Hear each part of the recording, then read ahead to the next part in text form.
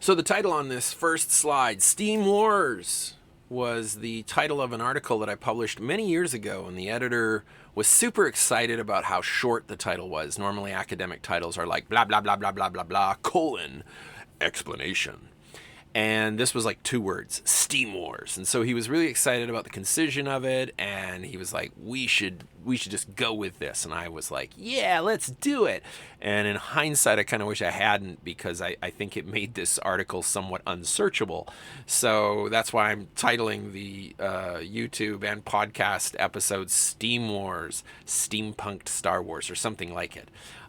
Because I want people to be able to find it, because when you have people who are doing research, they got to be able to find secondary sources to be able to substantiate claims, etc. And that's actually how this whole talk began a long time ago in a galaxy far, far away. Although it was 2008, and it was the holiday season, and it was Houston, Texas, and I was on vacation with my family, visiting my sister and her family. And I needed to write a term paper. And so off to Rice University in the heart of Houston I went, and I availed myself of their photocopier liberally with my goggles on. I had my steampunk goggles on, because they're just welding goggles that have been painted, while I kept the photocopy thing open, which just made things faster, but I protected my eyes and looked like a total nerd, but it didn't matter because it was the holidays and no one was there but me. And I photocopied a ton of stuff, because this was in the days before every journal putting their stuff online digitally, and trundled back to my sister's place to get to work on my research. Now, one of the books that I'd grabbed was Space and Beyond, the frontier theme in science fiction. I'd started to think about how there was a sort of sense of a frontier in steampunk, but I don't want to get too far into that today. I just want to say why I grabbed Gary Westfall's Space and Beyond, and how that connected to my sister saying, I really want to do a Star Wars marathon while you're here. And I thought, that sounds great. I'd love to do a Star Wars marathon, but I got to write this stinking paper. And an approach that I've taken for many years to writing papers is write where you are. Write what is interesting to you that connects to the course that you're in, something that you can align to it, some sort of hook that you can throw on it. Or if you get a topic that you're not particularly interested in initially, immerse yourself in it, because then if you're swimming in it constantly, then you're able to think about it in fresh and unique ways.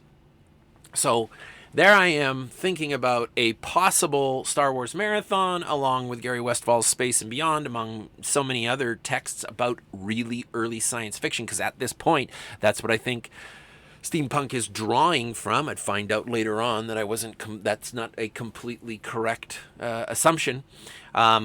But I was Googling steampunk, because I got to go to the internet for this stuff.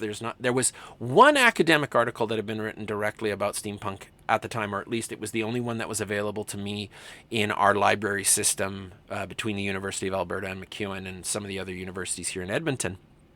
And it was Stefan Handke's article, and it only got me so far. I needed more. I needed way more content, and I knew that I'd be allowed to use web sources if it was something brand spanking new. I mean, if you're looking at a new movement in genres or in whatever it is that you're studying, you may not be able to rely. In fact, you most often won't be able to rely on scholarly sources, because scholarly publication moves at the pace of a glacier or a bantha.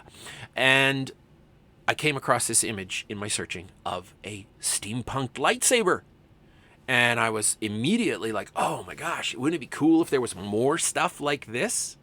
So I did a little more searching, and lo and behold, there was not only a steampunk lightsaber, but there was a steampunk Darth Vader, illustrated by Eric Poulton. Now, this guy had done this stuff almost 2 years prior to me discovering it. So it wasn't like it was brand new. It wasn't quite that serendipitous, but it was pretty darn serendipitous, because Poulton's image of this vintage-looking Vader spurred other artists to do steampunk art of their own, and a steampunk Star Wars art of their own. There was a challenge on a website called CG Society to steampunk Star Wars, as though somebody had requested character and tech designs for a steampunk Star Wars video game. And all of that was already in the pipeline by the time I was writing this paper. So, striking while the iron was hot. But, I got to thinking about my background in comparative literature and my background in comparative religious studies, out of which, came this idea to take original Vader and put him up against steampunk Vader and assess what religious studies scholar Jonathan Z. Smith refers to as the difference a difference makes. This was a concept that came out of my background in comparative literature and comparative religion. The difference a difference makes. You put two things next to each other, and sure, you're going to talk about similarity, but similarity doesn't get you very far, because it's like, what do you say? Like black armor, Prussian-looking helmet, but then Polton's steampunk Vader looks like, the guy who designed the Eiffel Tower designed that arm. His lightsaber is messy. It's more like an arc reactor than it is just this very sleek, as we called them way back when, laser sword. Vader's look is very, sleek lines, very clean, very neat and tidy by way of comparison to Polton's. Polton's Vader is wearing jodhpurs. He's wearing these like riding pants, right? He's got the nature of the technology of his cyborg nature is very exterior. It's, we didn't really know, that Vader was largely mechanical when we watched that first film. You assumed, but you couldn't know how much of him was because it's all underneath his armor. This steampunk Vader is exteriorized, and I began to think about the difference a difference makes. And I wondered, could I perhaps get a more objective idea of what steampunk is by looking at steampunked Star Wars images and comparing them with their originals, like comparing them with the first images, early images, or just any of the images from the canonical Star Wars with these steampunk images. And because I'd already been introduced to steampunk at a convention earlier that year. But talking to steampunks about what steampunk is always this moment of like, I can tell you what steampunk is because I am steampunk. And that's not very useful to me, because what steampunk was for one person, say, who was really into the crafts and art side of things, was that it was a do-it-yourself movement. But that didn't always transfer over to every steampunk fan's experience, nor did it always manifest in steampunk narratives, be they, text, film, or game. I wanted to see what the steampunk aesthetic was outside that sort of subjectivity, and this paper became an opportunity for me to do so. Now, I identified 3 features of steampunk because of this paper that I wrote, which became an article, but I didn't identify them at the time. So just to be clear, if you were to go and find the Steam Wars article, you would see that it's like the seeds of what became these 3 features of the steampunk aesthetic that became the core of my research. Well, what are these 3 features? 3 features, as I've identified them, and I'm going to explain these in depth later on, are technofantasy, retrofuturism, and neo-Victorian. And so when somebody comes up to me and they say, what is steampunk? I'm always like, what do you want? You want the short answer? It's like that movie Wild Wild West with Will Smith in it. Or it's like, more recently, I can point to things like, the Christmas movie Jingle Jangle. There are other opportunities for me to just point out and go, it's like that.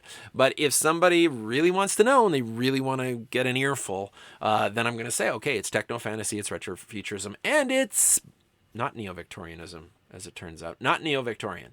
It certainly was at the time, or it certainly seemed to be at the time, although further research shows that it really never was exclusively that, but rather that it was something people who we would refer to perhaps as gatekeepers said, if it isn't Victorian, it isn't steampunk. I remember a lot of people saying that sort of thing. But what we're going to find out over the course of this course is that it wasn't necessarily always that way, that there have always been instances of steampunk that were outside the Victorian umbrella or parasol, as it were. But let's start with technofantasy and talk about that, and we'll move on to retrofuturism, and then finally to whatever it is that steampunk is, if it isn't neo-Victorian, or if it isn't Victorian, right? Technofantasy, my summary statement about this is that if I'm just talking about this at a barbecue, I'll just say technofantasy is that something looks like science but works like magic. And that's steampunk. It looks like science. It has the veneer of scientific stuff going on, technological, concepts. Star Wars certainly has a decent amount of technofantasy going on to begin with, but steampunk, it has that veneer, but is it working because of some actual rigorously scientific concept? No. And people would tell me, they'd be like, steampunk is science fiction. And then I would go and I'd read steampunk and but none of these things are working because of actual scientific theories. They're working because of outdated, outmoded concepts of, substances like phlogiston or ether that we used to think were scientific, but had their basis in like alchemy, but we've since rejected. And so, somebody says, hey, it was science in those days. Well, at one point, alchemy was more or less science. So, am I gonna take every instance of alchemy and say, oh, that's also science fiction? No, we relegate that to the fantasy section. So I was looking at steampunk and I wasn't seeing an awful lot of rigorous science in it. Instead, I was seeing this thing. It looks like science, works like magic, which is somewhat encapsulated by this lovely comic strip from the series Hark a Vagrant, where Isambard Kingdom Brunel, who was an actual engineer of the Victorian era, this guy designed some of the greatest wonders of the 19th century in the British Empire. And so he's a legit, like if you took what Isambard Kingdom Brunel did and made a story about that, then it would be scientific. And he's meeting a steampunk fan. And the title of this strip is Brunel is Tired of These Time-Traveling Assholes. So up comes a steampunk guy, and he's got his goggles and his semi-Victorian looking garb on, and he's like, Isambard Kingdom Brunel, wow, check my awesome steampunk goggles. And Isambard says, what do they do? Check it, gears. Tell me they do something. I put a shitload of cogs and watches on my boot. And it's that shitload of cogs and watches on my boot thing that was also, to a large degree, in that maker movement, crafts and art kind of work. So you say, well, this guy made a steampunk computer. Did he? Or did he just put steampunk stuff, a veneer, a shitload of cogs and watches on a computer? And it was still that digital object underneath. And so, yeah, that one works like science, or looks like science and works like science because it's got science inside. But when you go to write about that in a narrative, or even sometimes when I would be at cons, well, the first con I was at, this guy was explaining his cosplay to me. And he was a traveler to the center of the earth. Well, right there, we're outside science. We know the earth isn't hollow. We know that you can't travel there and visit the dinosaurs or whatever, is beneath in a number of different hollow earth narratives from the 19th century. We know that's not scientific now. And if you write about it, it's fantasy. And he was telling me that, this is the stuff that he takes to the center of the earth. And he was pointing out this thing on this wonderful backpack that he had. And by the way, none of this is to diss it because it's still absolutely freaking amazing, gorgeous, cool art. And I loved this backpack, but he was explaining to me this one part of it. And it clearly had a basis in the sort of science that you'd get from H.G. Wells when he invented a substance like cavorite to have his lunar explorers visit the moon. Cavorite isn't real, right? So when we imagine completely imaginary substances, and then just go, and that's why, this is sort of hand-waving, that's technofantasy. The Encyclopedia of Fantasy defines technofantasy as follows. In simplest terms, technofantasy is fantasy that has scientific or technological trappings, or uses scientific or technological tools. It is distinguished from science fiction in that there is no attempt to justify such use in scientific or quasi-scientific terms. Sometimes there is a bit of gobbledygook. Gobbledygook. I love that this, this academic work on the depth and breadth of fantasy, edited by John Clute, who's one of the great giants in science fiction and fantasy scholarship, has the word gobbledygook in it. Some days I have to wonder, did I keep this in my steampunk aesthetic just so I could say gobbledygook a bunch of times before I finished up, doing all my research? But it is sort of gobbledygook, and you take a look at the early work of James Blaylock, and you're going to see some of that. You take a look at a number of recent steampunk works, and they come up with just like, oh, we improved upon the envelope for airships, and so this one can fly like an airplane when airships didn't really fly like that, or we found a special gas that isn't at all combustible and you don't get Hindenburg moments. So there's no attempt to justify such use in scientific or quasi-scientific terms. Sometimes there's a bit of hand-waving, gobbledygook, but both creator and audience know this for what it is, and that's technofantasy. Looks like science, works like magic. And I saw this in one of the steampunk Star Wars images way back when, way before I'd chosen technofantasy as one of the crucial features of this aesthetic. You've got a blockade runner from Star Wars. The blockade runner is the ship at the beginning of the original Star Wars movie from 1977, which we now call A New Hope. Right at the beginning of the movie, gigantic Star Destroyer chasing this tiny little ship. The tiny little ship is a blockade runner. And while it's, for what spaceships had looked like up until this point, it's kind of clunky, it's kind of, cumbersome looking.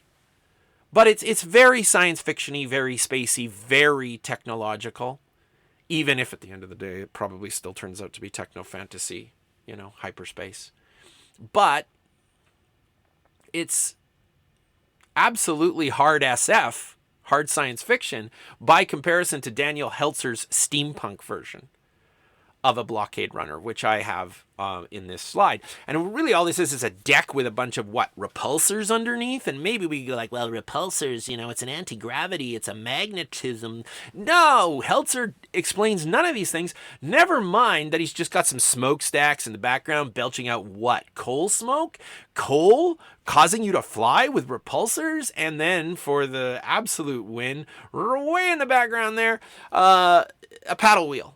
Is a paddle wheel steering this thing in the air? Is that how air travel works? Have we been doing it all wrong? No, but it looks cool. It looks old-timey. And to Daniel Heltzer, it must have looked steampunk. And this is one of the reasons I loved doing this study, was that, if you go to a steampunk aficionado or steampunk fan and you say, tell me about what steampunk is, they're sort of immersed in it in a way that doesn't give them that objectivity. Whereas what I had here was digital artists who just thought steampunk was cool and wanted to take a shot at it, taking something that wasn't steampunk and making it so. But they were basing this, near as I could tell from the discussions at CG Society, entirely in just surfing the web and seeing what they saw, other people claiming steampunk was. So rather than me coming in and saying, well, steampunk is whatever I say it is, it's Victorian. These guys were just going steampunk, if I was going to steampunk a spaceship, I got to put a paddle wheel on it, and I got to have some coal smoke rising out of, stacks on the top. Eric Polton's version of the Death Star looks like the sort of thing that you would navigate by. Looks like a mix of a globe and an astrolabe mixed with like giant cogs. There's like, there's like a actual equator Mercator thing going on with some like a big cog running that as though it clicks around the outside. Maybe that's how they tell time. I don't know. We don't know why any of this stuff is here, but it sure looks old-timey and it looks cool. And you can see the death ray from the Death Star in this case. Polton calls it the massive solar orbiting electrically mechanized analytic engine Mark VI, because you can't have concise names in the steampunk world. They always have to be as cumbersome as the technology that they are representing. But how does this thing even work? Right? There's a giant cog in the background. Right away you go, well, there's a cog. You can see how it works. Polton outright states at his website that it's alchemy which powers this thing. So you have a little hand waving, a little magic, a little steampunk force. Maybe that's what alchemy is in the steampunk universe. It's the steampunk force. Bjorn Huri's version of C-3PO, the droid C-3PO, in some ways almost immediately recognizable, but still a lot more exterior with the gears and pulleys and whatnot. Like his legs seem to be working on the same technology as fan belts in your car. But he's got a backpack with a smokestack coming out. And again, I've just got to think, like, is he running on coal? Right? That's usually, that it was often something that people shoved into steampunk art really early on because it was like, well, it's steampunk. So if you got steam, you've probably got a coal engine, some kind of a steam engine, and therefore, you were always sticking steam engines on everything. And so 3PO's got a steam engine on his back, and he's got some gears and whatnot. Not as many cogs, although they are still present there, as Silof's version. And I've misspelled Silof's name here. My apologies. But at least I have his website there, which spells his name correctly. Sillof. Not Siloff. It's Silloff. Anyway, cogs. So many cogs on C-3PO. He's like cog 3PO. And those gears, those cogs, are an explanation, a technofantastic explanation for how this robot works. And we don't really question this sort of thing. There was an episode of Doctor Who, The Girl in the Fireplace, which was set before the Victorian time, but there was like coggy robots in that episode, and you're watching it and you don't sit there and go, oh, how do these things even think? You just like, oh, look at the cogs moving. Clearly that's how this works. That robot can think with cogs, didn't you know? Even though my wristwatch never seemed to become sentient back in the day. Cogs as exteriorized technology to say, this is how this robot works. And it made me think of Greg Broadmoor's lovely Dr. Gordbort's Contrapulatronic Dingus Directory. Yes, that's the title of it. Part of the Rayguns series of books that came out of the Rayguns art that Greg designed. He's part of the he was part of Weta Workshops. I'm not sure if he is anymore. But he made these wonderful vintage-looking Rayguns. And then he made a catalog as though there was, like, if you lived in the universe that these Rayguns inhabited, then you could get this catalog once a year and it would tell you which Rayguns you could buy. And one of the selling features of one of these devices was it's full of scientific-looking cogs. And that's really all you needed with steampunk for the longest time. And then there was a backlash and people say, oh, the cog is dead. But Martin Danahay, who is absolutely a steampunk scholar, he's a neo-Victorian scholar, but he's written quite a bit on steampunk, says that the steampunk aesthetic works by enlargement and accretion on objects and bodies. Neo-Victorian elements are layered upon contemporary technology in an effort not only to make inner workings appear on the outside, but also to give them more mass so that they will not melt into air, that they will not disappear. There were a lot of people who think that steampunk was a reaction to the iPhone and technology like it, where in times past we seem to be able to know how a thing would work. Like you could be a gearhead on a car and you could tinker around with it. Now you need a computer degree to tinker with your car, right? And some people think that steampunk was a reaction to that. I'm not 100% sure that that's the reason. I think that there were some people who reacted that way. But I don't think that everyone who got into steampunk got into it because they didn't like their iPhone, because I can tell you there was a shitload of iPhones at every steampunk convention I was at, taking photos of all the wonderful costumes and art. But this idea that the steampunk aesthetic works by enlargement and accretion on objects and bodies is certainly true. We look at 3PO, and what do you have to do to make 3PO steampunk? You just jam in some cogs. I mean, that's really all that either of those artists have done, is to do this idea of enlargement and accretion, as well as to make inner workings appear on the outside. Making inner workings appearing on the outside seems to help give us this sense of steampunk aesthetic. Another image from Siloff. Siloff wasn't part of the CG Society Challenge. Silof's just, he mods action figures, and he modded a bunch to look like steampunk Star Wars. And he was doing it, again, around the same time as all of these other artists. But his version of Luke, you look at the original version of Luke. Luke lights up a lightsaber in the 1977 Star Wars. It's psh, and it's not attached to anything. He didn't jam a battery pack into it. We have no clue how this thing works. We just accept it. We go, okay, laser sword, and it's very elegant looking. The beam is, contained. It's not arcing all over the place like the, steampunk Darth Vader thing that we saw earlier. But here, Siloff has given a power source, an exteriorized power source, to the lightsaber, and there's a cable, some kind of hose running from the steampunk lightsaber to a power source. And he did this more than once. He didn't just do it for Luke. He did it as well with Obi-Wan Kenobi and his version of Darth Vader. They have these exterior power packs. They have these hoses. They have these cables running to a power source that exteriorizes the technology of the lightsaber. Daniel Heltzer also had this in his moment of Luke facing off against Vader.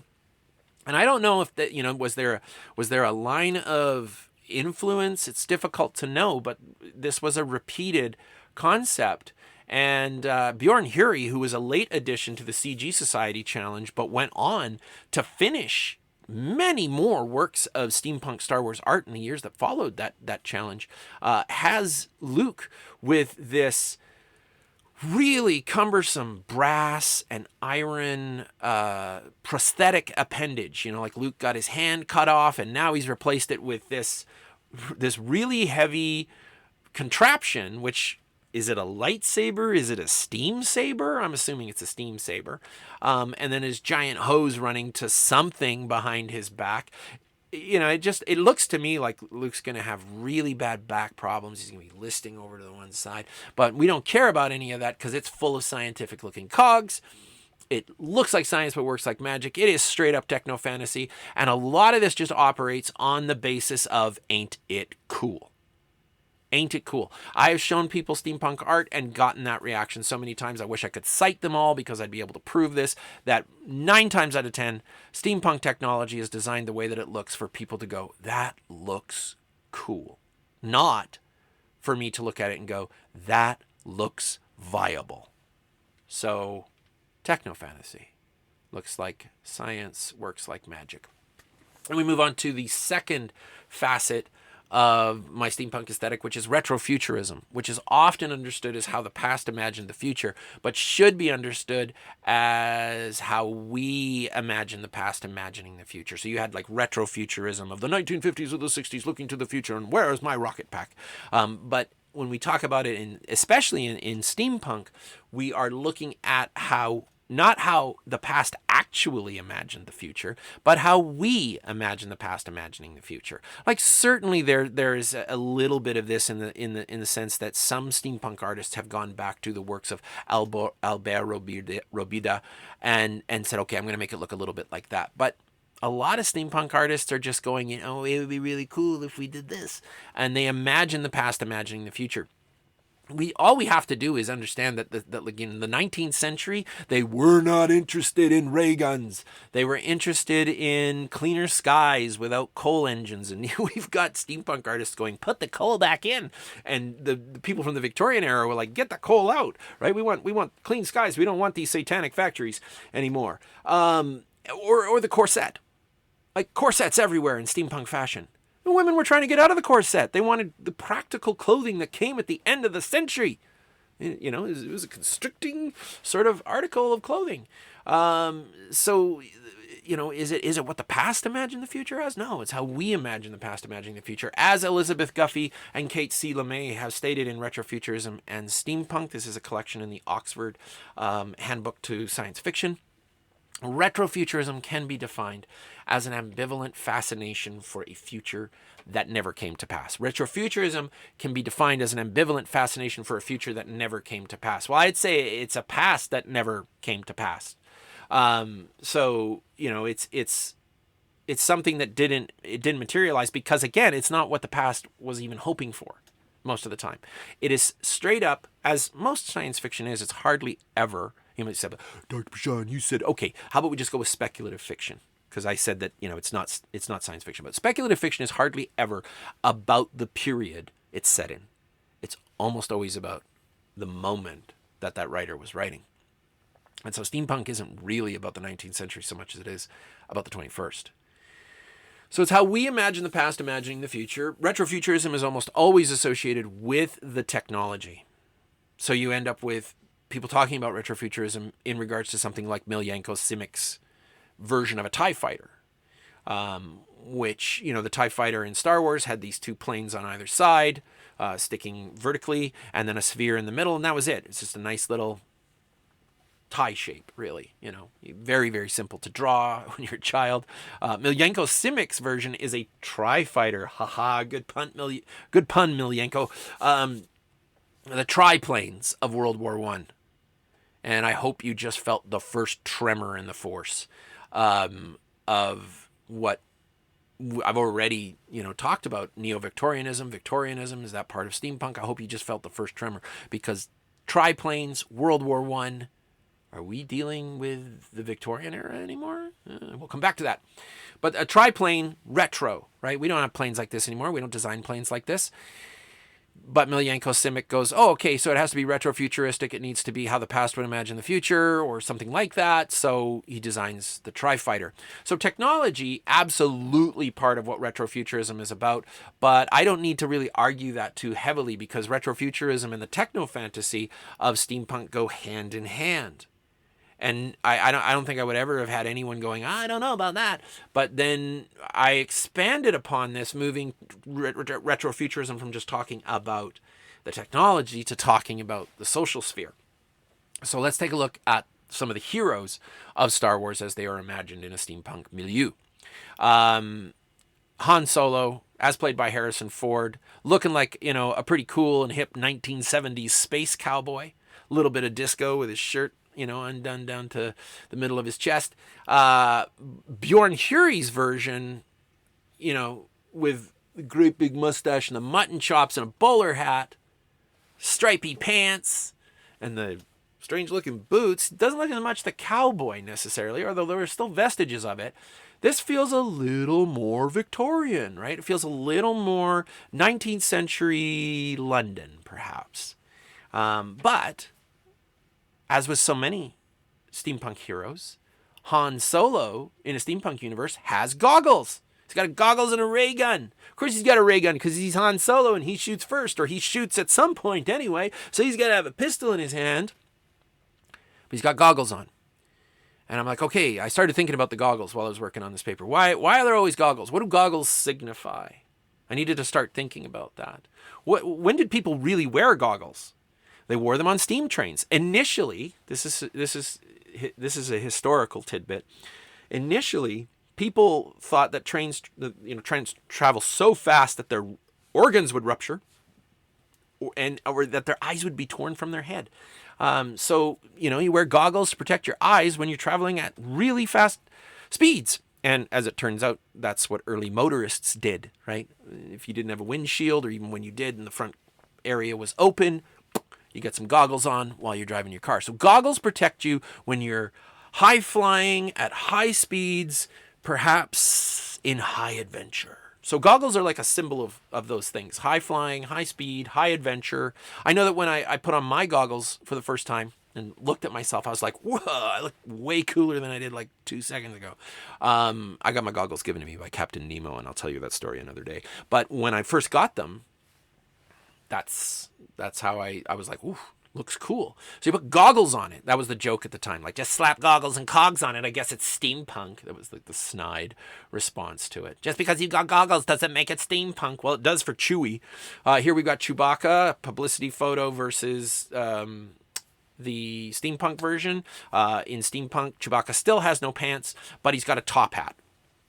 And he's got goggles and gun belts, or explosive belts or something. He's carrying a bag full of dynamite.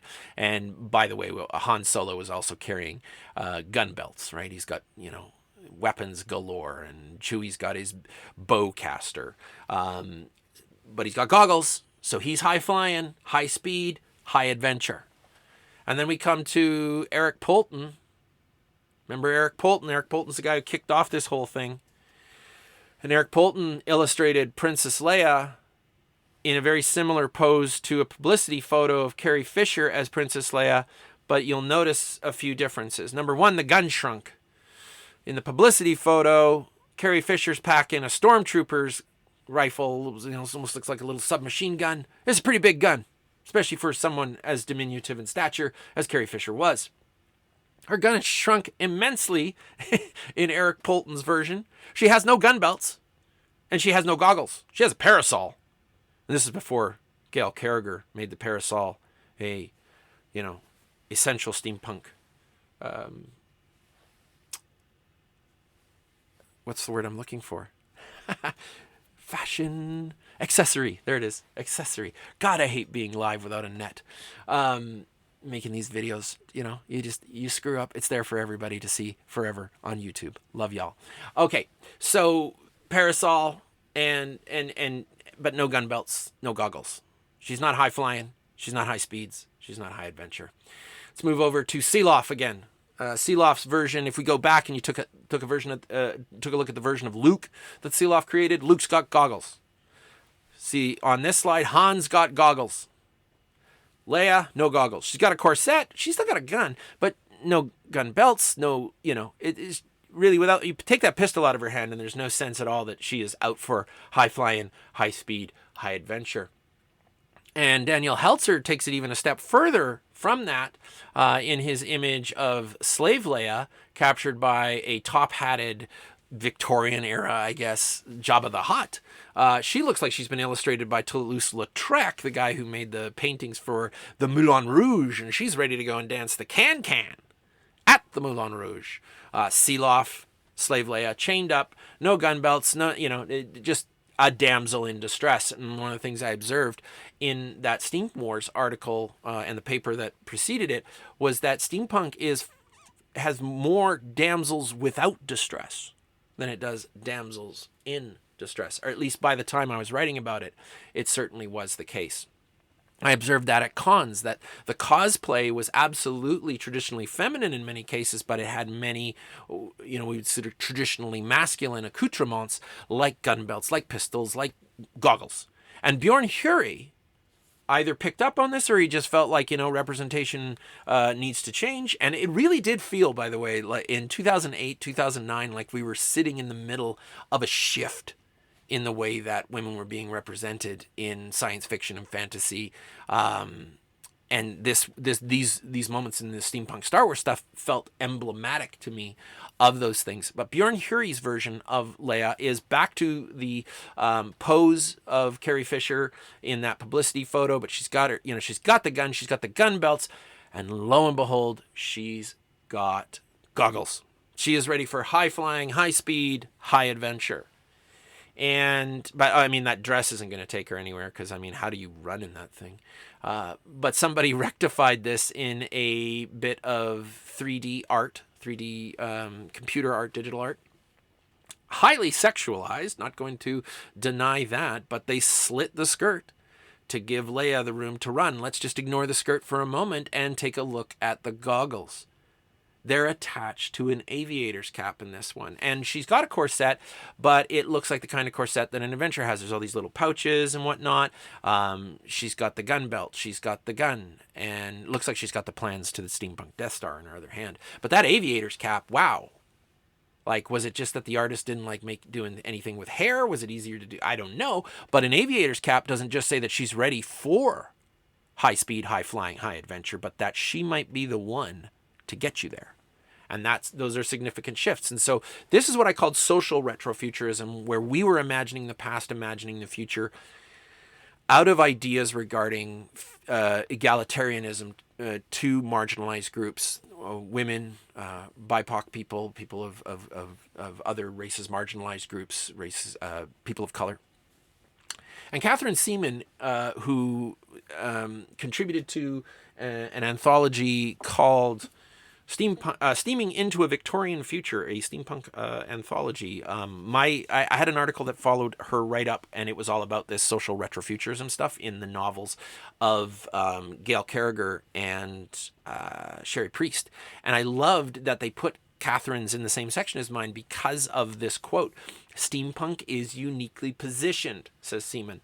Steampunk is uniquely positioned to explore ideas that have their roots in our past and to consider and critique social and technological solutions of past, present, and future alike. Not just technological retrofuturism, but social retrofuturism, and that we consider and critique these things. Does steampunk always critique? No. But it is almost always dealing with these things, whether by intention or by caprice. Well, if we're going to have the, retrofuturism of imagining the past, how we imagine the past, imagining the future, we have to ask the question, which past? And this brings us to neo-Victorianism and whatever I replaced it with. Which past are we talking about? G.D. Falkson was one of the voices of steampunk back around 2008, 2009, 2010. He was the man about town in steampunk circles. And in an introduction called Steampunk 101 to a book on a book that was about a very high-profile steampunk art exhibit, Falkson wrote that steampunk is Victorian science fiction. It wasn't the first time he'd said so. He was regularly interviewed, and he posted his own thoughts in various places. Falkson over and over again, steampunk is Victorian science fiction. And people saw Falkson as an authority on the subject, and this idea was promulgated. It went out into the world, and people, were like, it's got to be Victorian, or it can't be steampunk. Well, I have all sorts of problems with the statement that steampunk is Victorian science fiction. It's a gross oversimplification. I know I'm just being pedantic. I'm not necessarily beating up on Falkson here, because I think that what he might have been doing is the same thing that I do, when I'm at a party and somebody says, what's steampunk? And I only get one crack at stating what it is, and I don't necessarily get to give my huge academic theory about it. I don't get to talk for, an hour about it on YouTube. I'm only going to get 2 minutes, if I'm lucky, before their eyes glaze over and they're completely bored. But there are a number of problems with this statement. First and foremost, steampunk isn't a Victorian product. It wasn't made in the Victorian era. People say like Jules Verne and H.G. Wells were the original steampunk writers, and I'm like, that's ridiculous. They were writing, if we could call it anything, science fiction for their time, but science fiction wasn't even a term in the 19th century. I mean, it was there. Somebody had coined it, but it wasn't in common usage. What you talked about with steampunk, what you talked about when you talked about science fiction, you say scientific romances. That's what they called them in the 19th century. So that pedantic side of me says, that wasn't even science fiction back then. But if you're going to rope Jules Verne in there, Jules Verne was French, and very French, and not a big fan of the English, and consequently would not have appreciated being called a Victorian. No way. Not for Jules Verne. And H.G. Wells? Edwardian. Not Victorian in terms of timelines. So there's all sorts of messiness here. Okay, because like I say, there were a lot of people who'd be like, H.G. Wells, Jules Verne, they were the originals. And I'm like, no, they weren't. Steampunk doesn't happen until the 80s, maybe late 70s, the earliest, the 60s.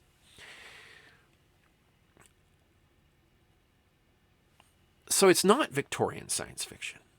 It's something else. So, but that was a perception. There were a lot of people who were like, steampunk is Victorian science fiction. That's how they define it. And I was like, nope, I'm not okay with that. So I started wondering about neo-Victorianism. I thought maybe neo-Victorianism would work because it's fuzzier, right? And this is a quote by Anne Heilman. Well, it's a statement by Anne Heilman and Mark Llewellyn that I am quoting from Neo-Victorianism, the Victorians in the 21st Century, where and this is an oft-cited, oft-quoted passage. So many articles on steampunk, even more on neo-Victorianism. This is like the Rosetta Stone for neo-Victorian studies. Neo-Victorian texts, be they literary, filmic, or audiovisual, must in some respect be self-consciously engaged, like it can't be by caprice or by accident, with the act of reinterpretation, rediscovery, and revision concerning the Victorians. Now, I take a look at that and I think, that feels like steampunk. Now, I didn't come across Heilman and Llewellyn back when I was doing my initial research, but it's the one that I go to now. But I was just working with what the Oxford English Dictionary defined Neo-Victorianism as, and it came pretty close to this. Anything that sort of vaguely resembled the Victorians seemed to be Neo-Victorian, according to the OED.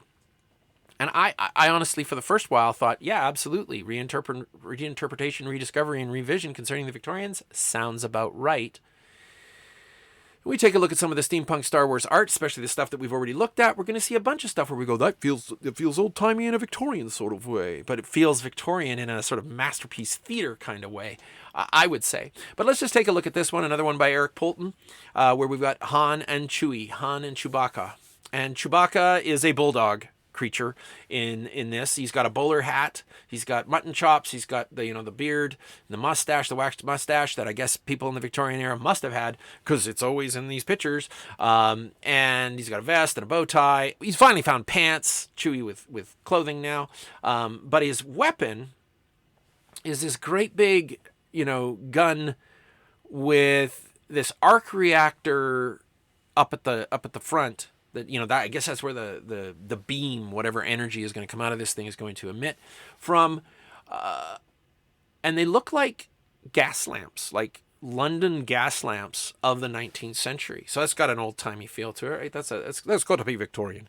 But Han, on the other hand, looks a lot more Western here. It looks a lot more like he's just a dandy in the Old West. So a little more American and maybe a little less London, a little less UK, a little less British. Is the Wild West Victorian? I ask this because a lot of people thought that steampunk began with the television show Wild Wild West. At the very least, we could all agree that the movie version of Wild Wild West was steampunk, and yet that's not something you'd call Victorian. You'd say that's a Western. It's a weird Western, but it's a Western nonetheless.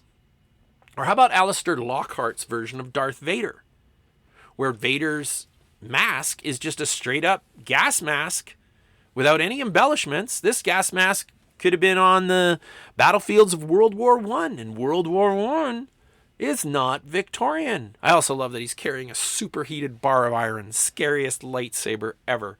You will not only be burned, you will be crushed. But that gas mask is not Victorian. Edwardian at best. Lockhart goes on to steampunk the Star Destroyers, the massive Imperial starships, as, drumroll, Graf Zeppelins. Graf Zeppelins were not developed in the Victorian era. They were not even really fully developed in the early Edwardian era. But they were ready by World War II. We know this from propaganda posters and the actual flight of many Zeppelins. We know it from the Hindenburg. And Lockhart, steampunk spaceships, then they're going to be airships. And this was done a couple of times. There are other instances of this sort of art. But airships are ubiquitous in steampunk. They're everywhere. But they're not Victorian. And this has always struck me as like what?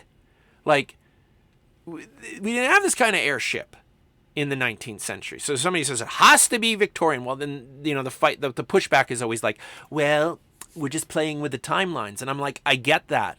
But then if we're going to describe the aesthetic that we're using, we can't use the term Victorian. Playing with the timelines, couldn't agree more. Couldn't agree more. But that timeline isn't necessarily Victorian or even neo-Victorian. Claire Nally, in Steampunk, Gender, Subculture, and the Neo-Victorian, states that steampunk has a number of affinities with the critical practice of neo-Victorianism, at least the study of steampunk does. But it is important to acknowledge it has a very different literary lineage. I would argue that it's not even all that literary at the end of the day. And they are not synonymous. So neo-Victorianism and steampunk are not synonymous. That's the takeaway from Nally, and there are other people who have said this as well. I'm just citing Nally. She's one of the most recent people to make this statement. And I said it at one time. I said neo-Victorianism was one of the features of steampunk. I published my dissertation with that in it, mostly because I was like, I want to get this thing done. I was already questioning it in 2012 when I graduated. When I handed in my dissertation, I was like, something wrong here. Something not quite right. I had been in conversation with some other steampunk scholars and felt like there were cracks in the veneer. That we could no longer go with this neo-Victorianist thing, even if I was trying to do it in the most fuzzy boundaries sort of way. It was the wrong term to be using. Why? Because so much steampunk, as I've already shown, is coloring outside the lines temporally.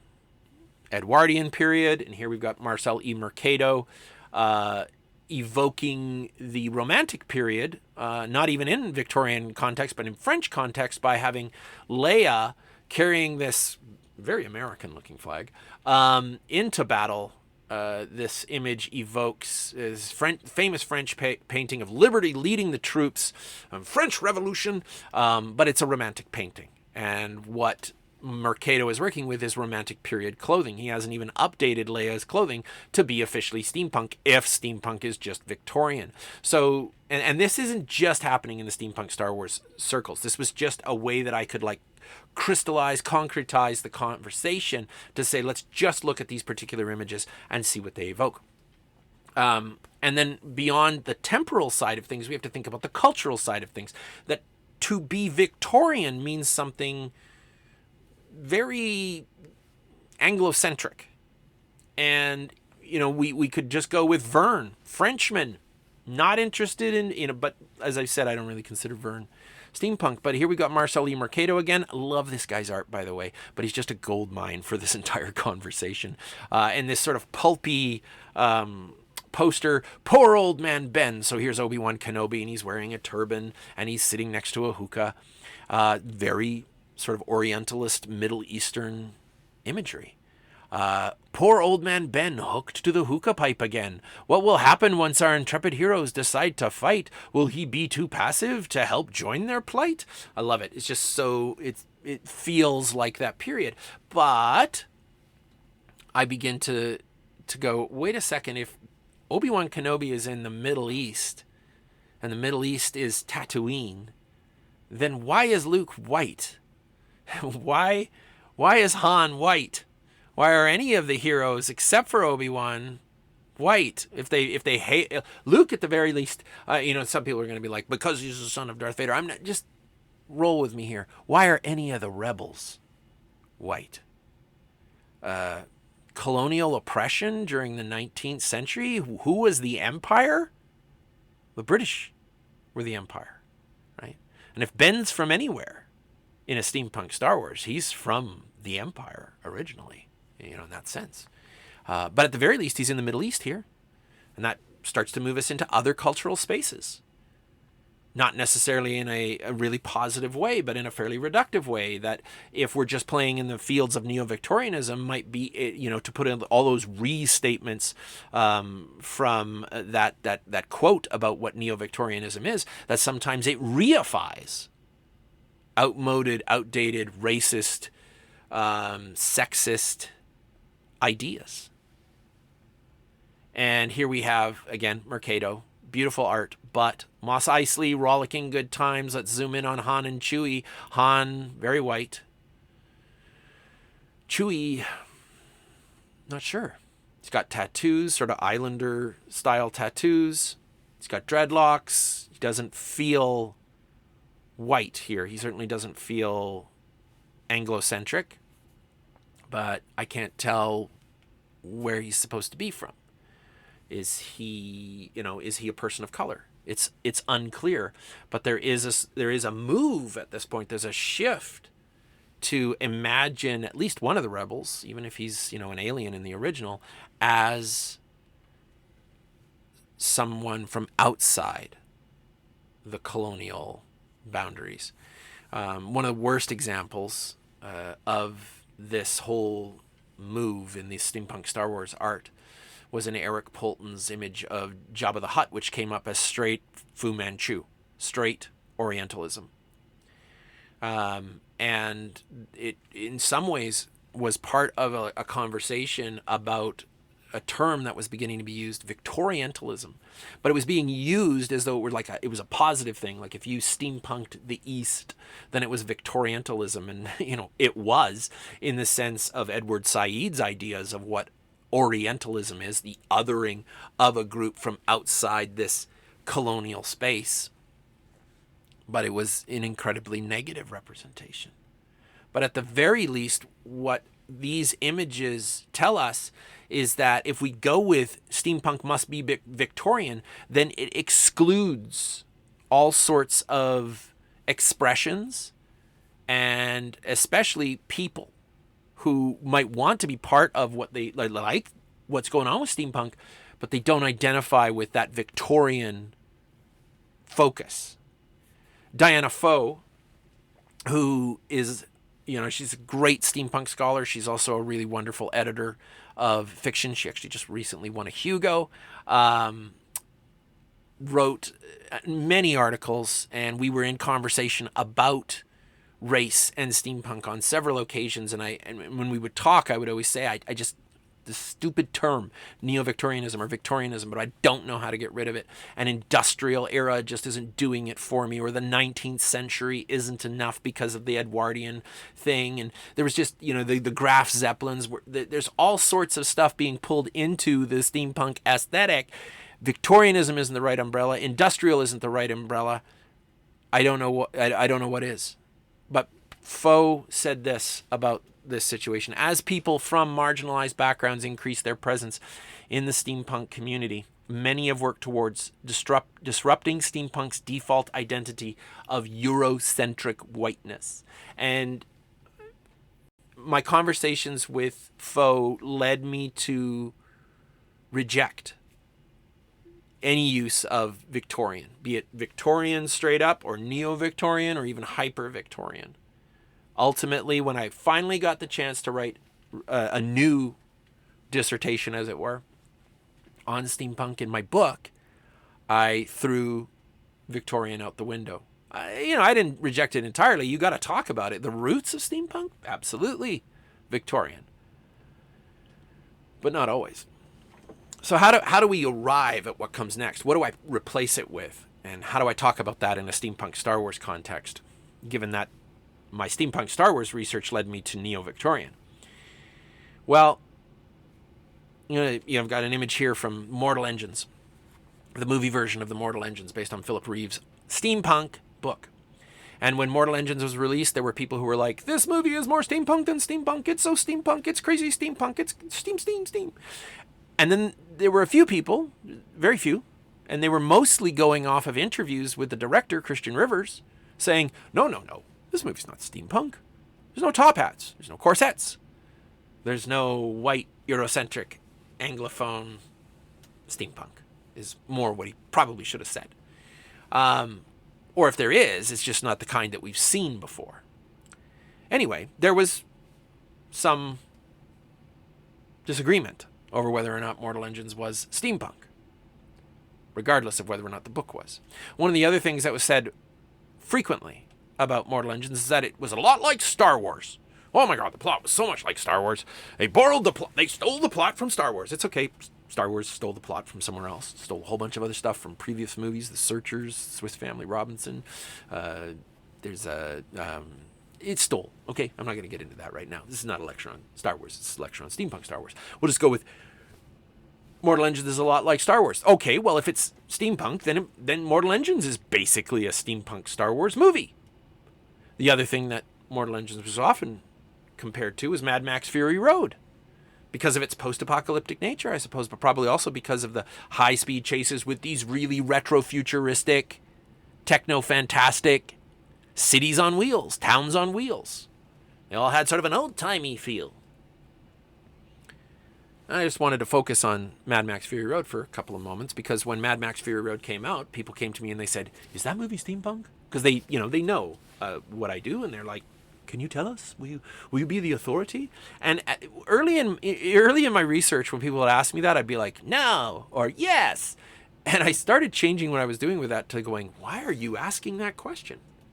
Like, what about Mad Max Fury Road makes you think it's steampunk? Is it just all the shitty, rusty veneer? Like, because there's a lot of steampunk that just uses like old crap that we found out in the backyard, and we turned it into an object, and that makes it steampunk, and it looks old, doesn't it? But that's a link. That's an idea. And Is it just because the one guy wears goggles? Gosh, I hope it's not, right? You know, that would be reductive. But then I got to thinking about the rat rods in the movie. And I'm going to go into this at length later in the semester. But right now, I just want to say it. Rat rods, vintage vehicles, have for some time been considered steampunked cars. Steampunked vintage cars. Vintage. And that word really started to roll around in my head. And the more that I thought about it, the more I liked it. That word works. It's even got the same first letter. I can throw out Victorian and I can take vintage. Vintage, as old-timey as way back when, but not ancient. Not so old that it's swords and knights in shining armor, but rather old like, my great-grandfather's old crap in the barn. Or, old like the century before the last century. But here's the thing about vintage. What we think of as vintage shifts with time. What was vintage in the 1980s isn't vintage anymore. In fact, some of the vehicles in Mad Max Fury Road were contemporary for me. There's a Mack truck in Mad Max Fury Road that looks awfully vintage to my son. More on that another time. Let's just go with vintage for now. That's the word that I chose. And I stuck hyper on the front. Why? Because the vintage of movies like Mortal Engines, of most steampunk imaginings, is wild and crazy. It's absolutely gonzo, to use a term from the guy who coined steampunk. It's batshit crazy. It's hyper vintage. It's not just old. It's pulled it all out of this crazy toy box and then dressed it up and messed with it old. So it is about the past, but it's a retrofuturistic past based in technofantasy, a hyper vintage past. And when we go with hyper vintage, it makes space for characters like Anna Fang, an Asian Han Solo, if ever there was one, and a female Han Solo as well. When we go hyper vintage, we don't have to play by the rules or the restrictions of Victorianism or neo-Victorianism. Instead, it opens up the box. Not so much that it's meaningless, because any definition has to enclose at some point, or why have it at all? But hyper vintage describes the sorts of airships that we see in a movie like Mortal Engines, or the types of airships that we see in a book like Leviathan by Scott Westerfeld. And when we take these three features and we put them together, we mesh them together, what we get on the other side is what I would argue steampunk is. There are people who would say that I'm wrong, but I think that their ideas about what steampunk is are mired in previous expressions of the mode of steampunk. Steampunk, like these moving cities, these traction cities in Mortal Engines, is on the move. It's a moving target. People are still producing steampunk art and narrative. And so long as they are, we have to be ready, as I have been. And I'm not just saying that like, as I have been, but I think it should be instructive.